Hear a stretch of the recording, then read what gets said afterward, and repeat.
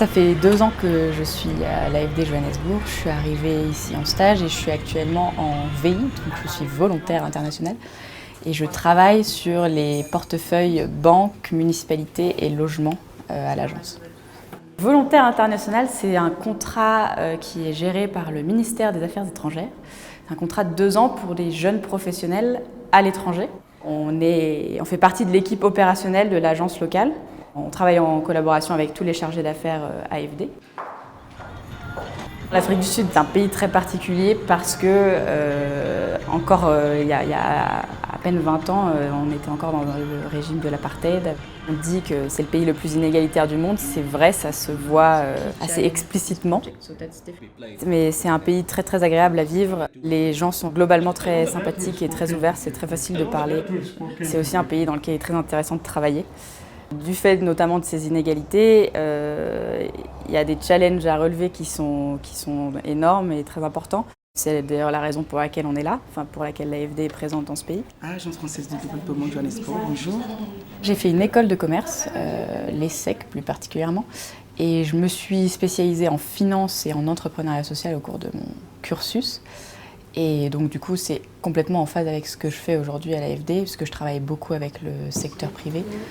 Et toute la partie entrepreneuriat social sur laquelle j'avais travaillé a quand même un aspect développement qui était quand même assez marqué. Et du coup, ça reprend complètement les thèmes que j'ai étudiés pendant ma formation en école de commerce. Moi, je fais comme ça.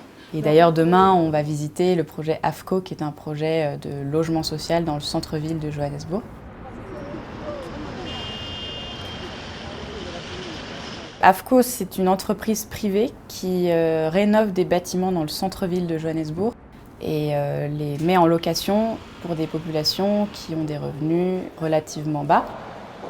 On a financé donc cette entreprise AFCO via un prêt long terme et concessionnel, ce qui leur a permis de développer un nouveau modèle de logements sociaux. Il s'agit de studios avec une petite cuisine intégrée dans l'appartement, mais les sanitaires sont communs. Donc ça permet de réduire les coûts de construction et du coup les prix des loyers pour les locataires. And if it's cheap, I guess it's Yeah, value I for mean, money. like value for money. Yeah, you're right.